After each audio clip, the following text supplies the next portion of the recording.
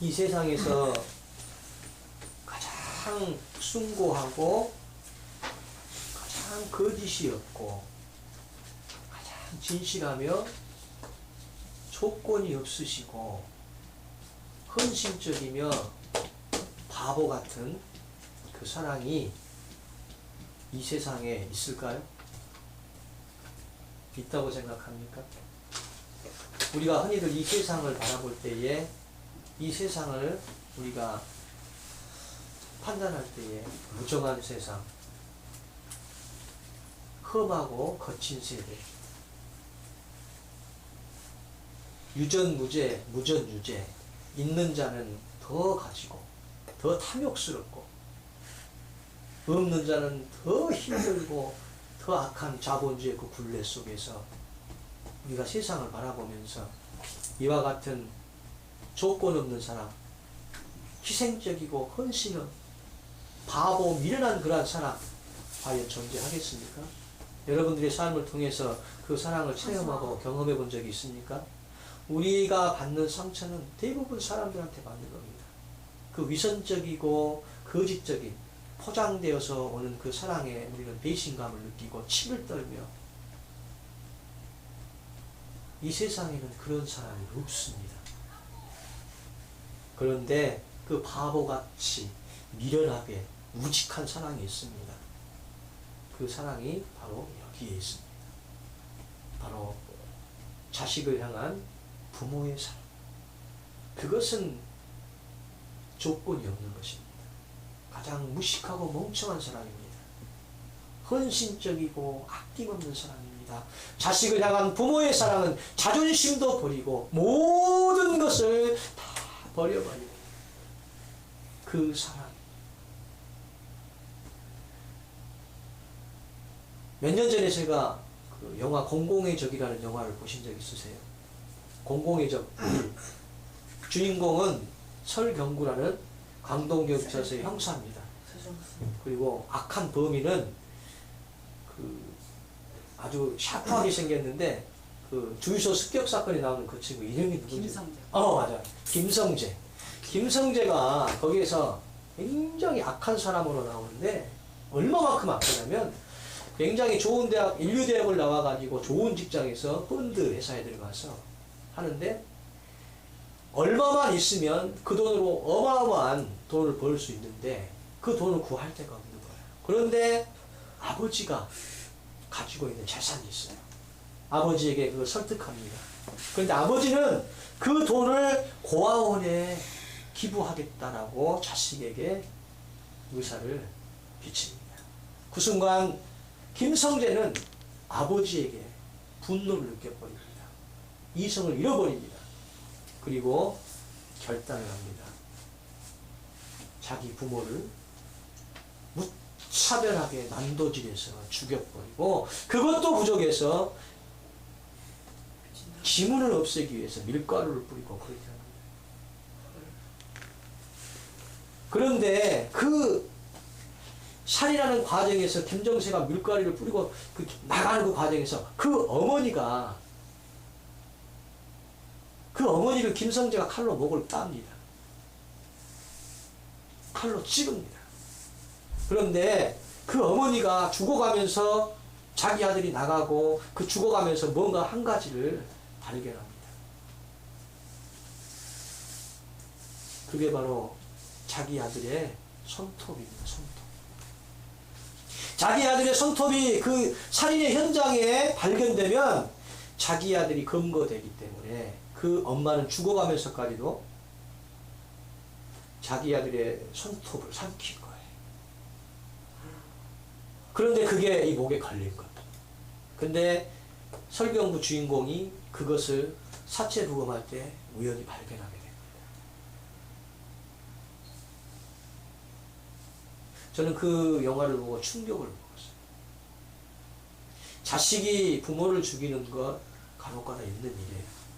옛날에 자식이 미국에 유학을 보냈는데 도박판에서 돈이 없어가지고 자기 부모를 방화로 꾸며가지고 죽여서 보험금을 타고 이와 같은 일은 있어요. 그러나 부모가 자식을 그렇게 하지 말았습니다. 오늘 고린도전서 13장에서 우리를 향한 하나님의 사랑,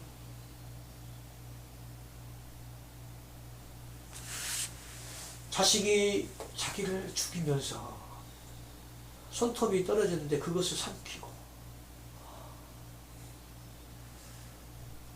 그것이 바로 오늘 고린도전서에 나오는 하나님의 사랑입니다. 그 하나님의 사랑을 그리스 사람들은 아가페라고 합니다. 그 아가페는 하나님의 절대적인 사랑을 얘기하는 것입니다.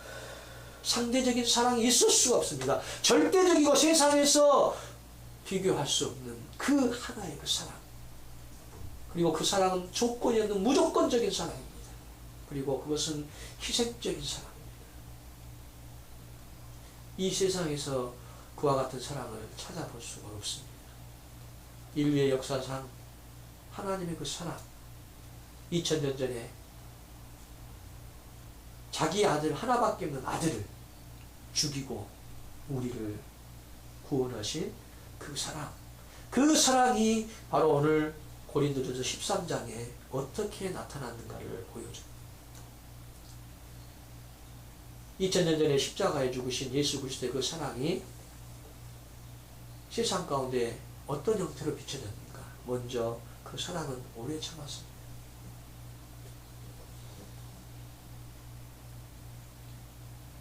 그리고 그 사랑은 오래 참기만 하는 것이 아니라 온유함이 깃들여 있는 사랑입니다.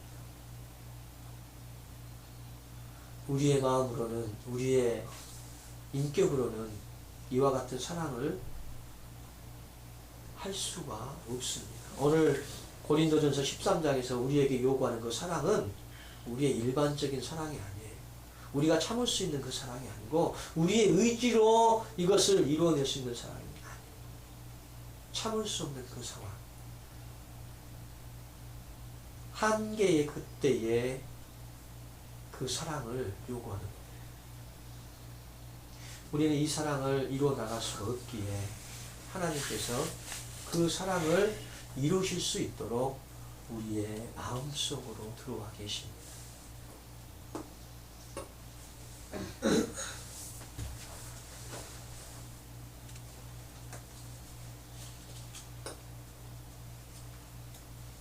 고린도 교회에서는 문제가 많이 발생했습니다. 사람과 사람의 갈등이 일어났습니다.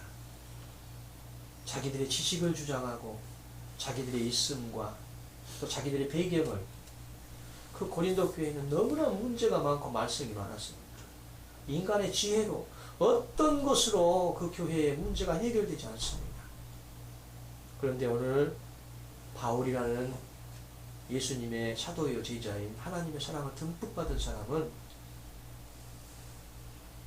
그 문제와 갈등의 해결에 대안을 주시는데, 그게 바로 하나님의 사랑이요, 바로 부모가 자녀를 사랑하는 그 사랑을 얘기하는 거예요.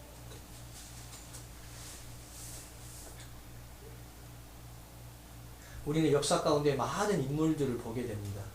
간디도 있고요, 성인이라고 얘기하죠. 공자도 있고요, 성가도 있고, 많은 사람들이, 훌륭한 인물들이 있고, 많은 죽어가는 사람들이 사랑이라는 이름으로 헌신하고 역사에 남습니다.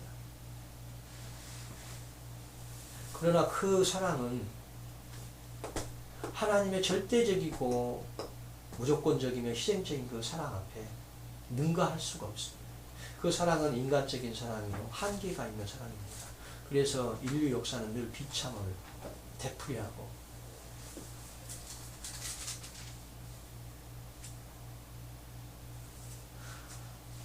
오늘 본문에서 하나님께서는 그 역사적인 사랑을, 그리고 인류의 그 많은 사람들의 그 사랑을 비교하면서 이렇게 말합니다. 내가 예언하는 능력이 있고, 또 모든 비밀을 알고, 모든 지식을 알고, 산을 옮길 만한 믿음이 있고, 또 내가 내게 있는 모든 것으로 구제하고, 또 내 몸을 불사르게 내어줄지라도 사랑이 없으면 뭐 유익이 없다는 거예요.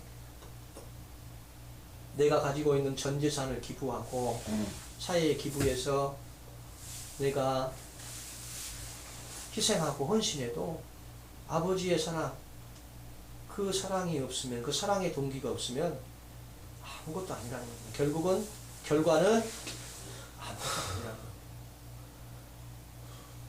우리나라가 한참 그 개발도상국에서 선진국들로 이끌어갈 때에 우리 선배들이 무참하게 많은 희생을 했어요. 그 중에 전태일이라는 사람이 있어요. 노동자인데 부당한 고용주들의 거기에 맞서서 하다 안 되니까, 자기의 힘으로는 안 되니까 자기 몸에다가 기름을 붓고 불신자살을 해버렸어요. 그 만화책이 있는 자기 몸을 불사르게 내어줘 버렸단 말입니다.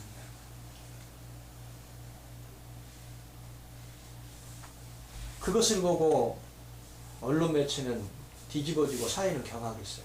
그리고 고용주들과 많은 사람들이 경각심을 깨우쳐서 그 이후에 우리의 산업 현장에서 여러 가지 노동자들의 그 처우가 개선이 되고 좋아졌어요. 그러나 여전히 우리나라의 산업 현장에서는 불의가 가득하고 변화되는 것이 없이 여전히 있는 자는 있고 없는 자는 없고, 여전히 그 안에서도 불의가 많이 발생합니다. 그 사람이 자기의 몸을 불사르게 내어줬지만 결국 인간의 본질적인 구조는 바꿀 수가 없었습니다. 여기 뭐 있어요?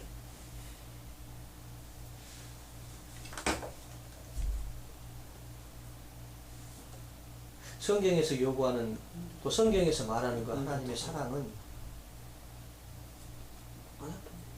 생명이 있는 그 사랑입니다. 그 사랑은 우리의 영혼을 변화시키고 우리의 마음을 변화시키는 그런 사랑입니다.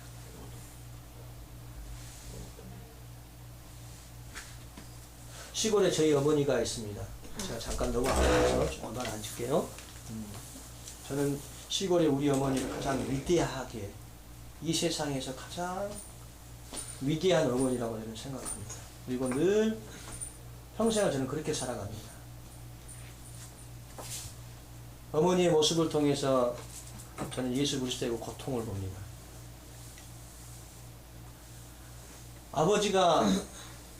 저희 아버지가 정미수를 했는데 친구를 잘못 만나가지고 굴에 그 술집에 가서 술로 늘 살고, 정미수는 다른 사람한테 맡기고 2년 3년 돼서 결국은 엄청난 빚이 집으로 다 오고 집을 이사 나오게 되고, 그 과정에서 아버지는 좌절하고 아이의 인생을 포기해요. 거기까지도 괜찮은데 저희 아버지는 어머니를 팼습니다. 우리 자식들 보는 앞에서 얼마나 참는지 몰라요. 근데 어머니는 결코 나와 내 밑에 동생과 내 위의 형, 이 3명 때문에 거의 하루에 한 번씩 맞았을 겁니다. 저는 그게 지금도 선명해요.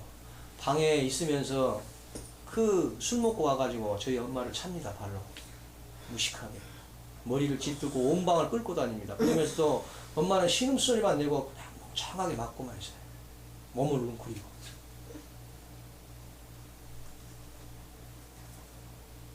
엄마 왜 그랬어? 라고 물어보면 그때 그럽니다. 내가 어렸을 때 일찍이 엄마를 잃어버려서 자기가 겪었던 그 슬픔을 자식에게도 주고 싶지 않다는 거예요. 자기가 고통스럽고 아프다고 그래서 우리를 띄워놓고 가면은 자기가 과거에 겪었던 그런 아픔이 있을 거라고 생각해서 그렇게 맞고 살아요. 지금도 그 어머니는 우리에게 모든 것을 다 주시고 저를 위해서 기도합니다. 패션 오브 크라이스라는 그 영화를 봐요. 하나님께서 이 땅에 내려오셔가지고 인간의 육신을 입고 오셔서 먼지와 구더기만도 못한 인간들에게 후 하면 다 끊어져 버리고 노아의 홍수처럼 얼마든지 할 수 있는 그 하나님이 이 땅에 연약한 인간으로 와서 우리의 죄를 다 뒤집어 쓰고 오셔가지고 내가 너희들을 사랑하니 너희들 내 사랑을 받으라, 회개하라, 오라고 해도 그들은 갈릴리 나사렛 촌놈이 무슨 하나님이냐고 비웃고 침뱉고 때립니다. 심지어는 이방 사람이 하나님을 조롱합니다. 네가 진짜 하나님이냐. 이후로 계속해서 예수님을 추궁합니다. 그분이 바로 하나님이십니다. 그 하나님은 채찍과 침뱉음과 조롱 가운데도 마치 시골에 우리 어머니가 그 방구석에서 아버지의 그냥 발기질을 채이면서 머리를 쥐뜯기면서 신음소리를 내면서 가만히 맞고만 있었던 것처럼 예수님은 그대로 있었다. 그게 바로 사랑입니다. 사랑. 그 사랑이 세상을 변화시키고 그 사랑이 사람을 온전케 만드는 사랑. 부모가 자녀를 향한 그 사랑은 말로 표현할 수가 없는 거죠. 하나님은 우리 아버지가 되십니다. 우리는 그 하나님의 자녀입니다. 하나님이 가장 아플 때가 언제이겠습니까? 자녀들이 싸우는 겁니다. 오늘 고린도 교회도 마찬가지. 싸우는 겁니다. 하나님의 자녀들이 서로 잘났다고. 별것도 아닌 거 가지고 싸우고 뜯고 가슴이 아프고. 저도 자녀가 둘이 있습니다. 영적인 자녀가 넷입니다. 이 아이들이 서로 싸울 때요 가장 가슴이 아파요. 말로 표현이 안 돼요. 방법이 없습니다.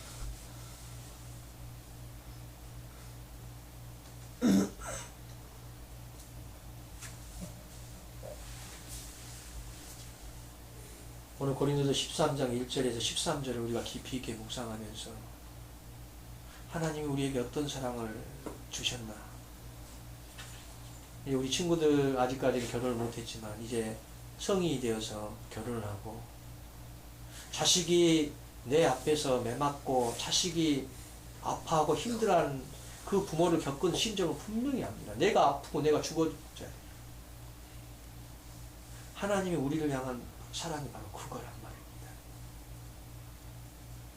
그 사랑이 모든 것을 이길 수 있고 극복할 수 있고 세상을 변화시킬 수 있는 것입니다.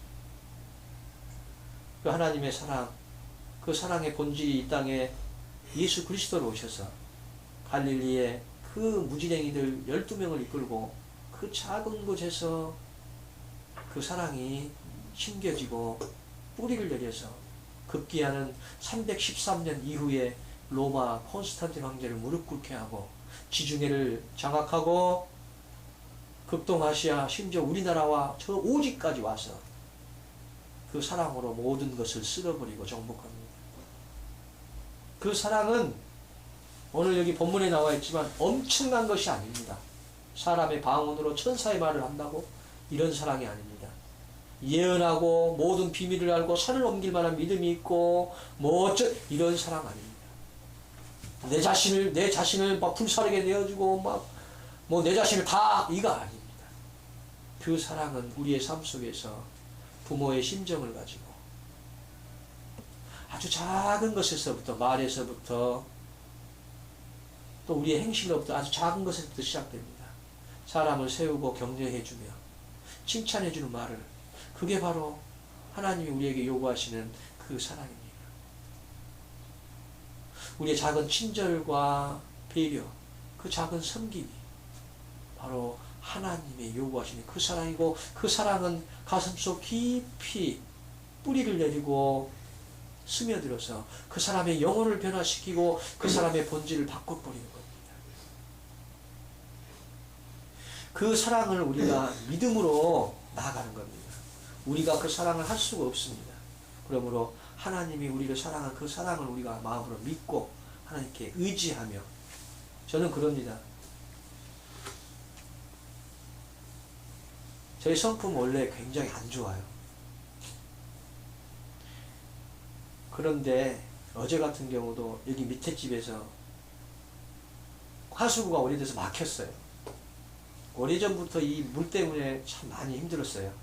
맨 처음에 이 집에 이사 오기 전에 가정이 다 깨지고 난 그 한 분이 계셨는데 여기서 혼자 살았어요. 얼마나 힘들었는지 모르는데 저는 그 사람을 보고 예수님을 섬기게 됐어요. 예수님이 골로새서에 뭐라고 하냐면은 나는 만유고 나는 만유 안에 있다는 거예요. 그게 무슨 얘기냐면 예수님은 사람과 이 자연에 하나라는 거고 그 안에 계신다는 거예요.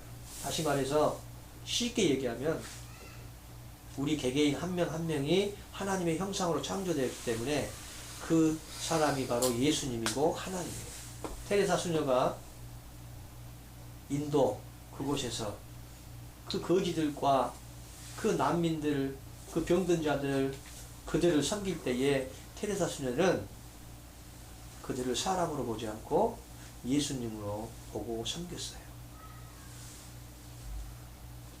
오늘 전인기도 선생님이 오셔가지고 이렇게 하는 것은 우리를 보고 하는 것이 아니라 예수 그리스도를 보고 섬기는 거라. 그것을 하나님은 보고 계신다는 겁니다. 우리 명숙이 자매가 와서 아이들을 섬기는 것은 아이들을 섬기는 것이 아니라 그 아이들 안에 있는 하나님, 예수님을 섬기는 거예요. 이게 바로 오늘 고린도전서 13장에 말하는 그 사랑이라는 겁니다.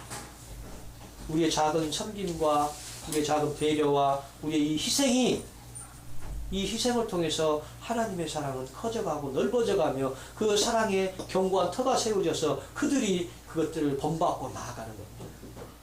이분들도 마찬가지입니다. 굉장히 시끄럽게 하고 나하고 관계가 없고 나를 힘들게 하지만 어제 막 푹푹 그랬네. 제가 가서 하나님이 그런 마음을 주시는 거예요. 저하고 관계가 없고 제가 이사 나갈 거라고 알고 있어요. 아침에 제가 일어나가지고 인상도 제가 별로 안 좋은데 부수수하니까 혹시 자기들한테 무슨 시비 걸까 하고 긴장하고 막 하더라고요. 우리 주인. 그래서 제가 그곳에 가가지고 있다가 아무 말 하지 않고 슈퍼에 가가지고 500원짜리 아이스크림 4개를 사가지고 하은이가 또 사달라고 그러더라고. 그래서 그거 하나 주면서 아빠 이거 뭐하러 사? 아빠 것도 사야지. 그래서 나는 안 먹었어요. 4개를 사가지고 이 아저씨들이 막 시끄럽게 탁탁탁 하고 그러는데 가서 먼저 하나씩 줬어요. 그 사람들은 내가 그렇게 행동할지를 꿈에도 생각을 못했던 거예요. 이 밑에 주인은 내가 그 아이스크림을 줄 때에 그 사람의 그 감동할 때 그 눈빛 알죠? 그것을 저는 그 영혼을 내가 느꼈어요. 그 굉장히 작지만 사소하지만 그 영혼을 사로잡는 겁니다. 이분에게서 저의 권위는 분명히 있습니다. 제가 그것을 바라고 한 겁니다. 그 순간에 저는 굉장히 불쾌했고 힘들었지만 그때 저는 이렇게 기도했어요. 주님, 저 주님의 것입니다.